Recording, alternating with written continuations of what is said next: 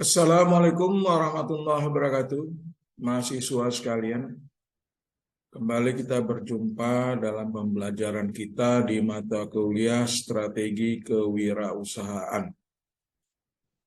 Malam ini kita sampai pada pertemuan ke-7 dan nanti akan dilanjutkan pertemuan 8 dengan UTS. UTS adalah nanti akan kita mulai jam 20.00 WIB ya, sampai 21.30 WIB. Dan ujian adalah dalam bentuk pilihan berganda. Anda bisa nanti memakai platform Google Form ya, yang nanti linknya akan saya share kemudian. Baik, kita belajar dulu tentang materi 7 ya.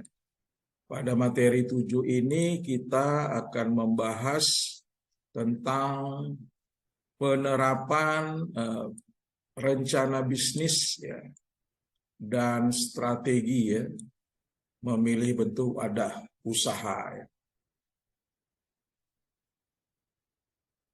Pengertian peran dan ruang lingkup perencanaan usaha ya.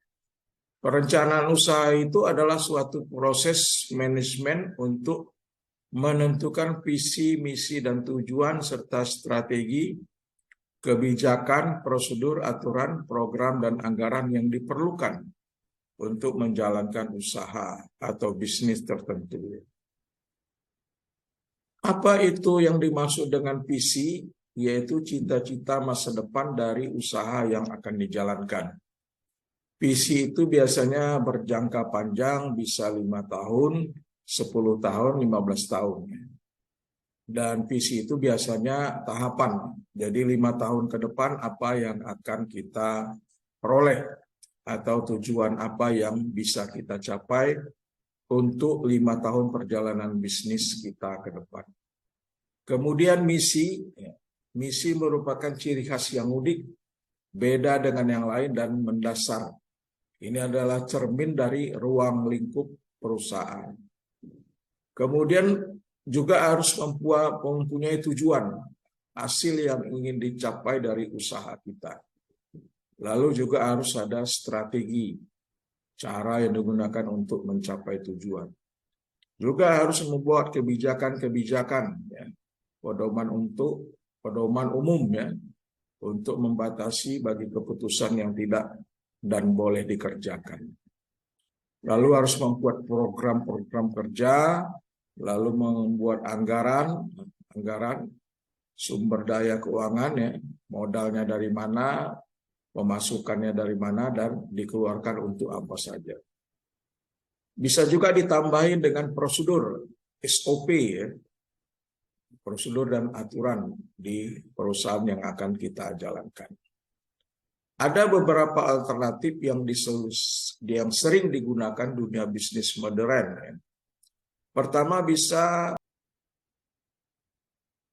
jadi saya ulangi, ada beberapa alternatif strategi yang sering digunakan dalam dunia bisnis modern ya. Pertama adalah strategi defender, yaitu strategi bisnis yang strategi bisnis yang diarahkan untuk meraih atau mempertahankan pasar. Kemudian bisa strategi prospektor ya, yang agresif, bagaimana cara untuk meraih pasar. Lalu bisa strategi analyzers, yaitu menganalisis ya, dengan mempelajari dan memperhatikan faktor risiko yang akan dihadapi. Lalu bisa juga dibuat strategi leadership, yaitu strategi bisnis untuk meraih pasar dengan menciptakan harga produk. Lalu diferensiasi strategi, bagaimana strategi bisnis untuk meraih pasar melalui keunikan pasar. Lalu bisa fokus strategi ya. Apa kira-kira fokus yang harus kita jalankan. Bisa juga memperhatikan potensi keuntungan usaha, ya, ketersediaan sumber daya, lokasi usaha, dan strategi usaha lainnya, serta bisa membuat bisnis plan. Ya. Ada beberapa sifat dan manfaat dari proses perencanaan usaha. Pertama, harus fokus ya pada usaha itu, terutama fokus apa yang menjadi visi, misi, dan tujuan dari perusahaan.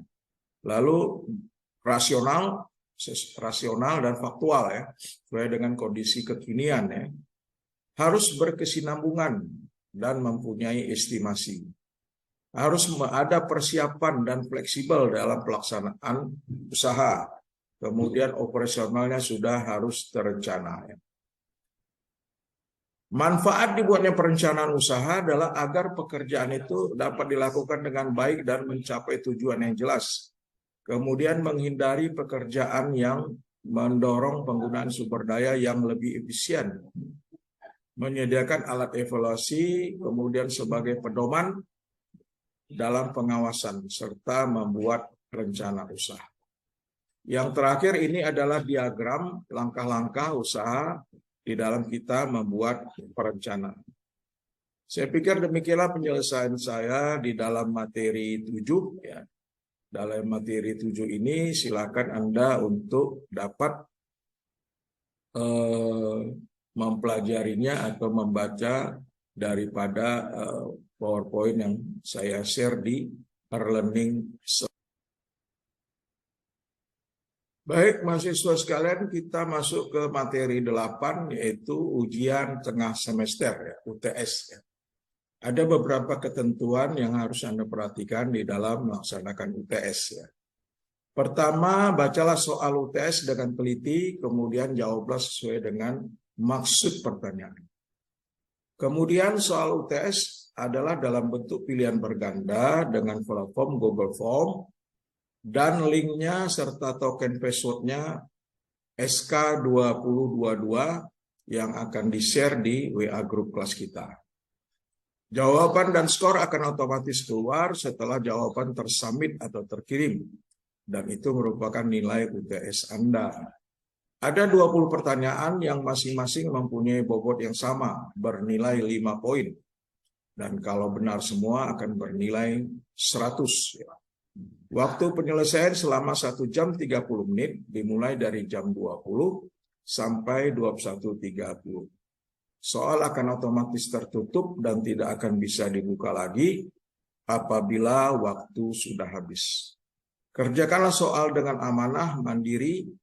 Carilah PLN yang tetap hidup dan WiFi yang kuat agar mengerjakan soal bisa tenang. Ya. Bagi pekerja, ya misalnya, ya kalau kebetulan dapat shift malam, tolong berganti shift ya dengan temannya atau minta izin kepada manajernya, supervisornya, ya untuk bisa melakukan UTS. Karena bagi saya tidak ada alasan ya, tidak ada alasan untuk tidak melaksanakan UTS. Karena dari awal sudah saya bilang minta izin lah ya kalau yang kebetulan bekerja dan mendapat shift malam. Mungkin itu aja penjelasan dari saya tentang UTS kita.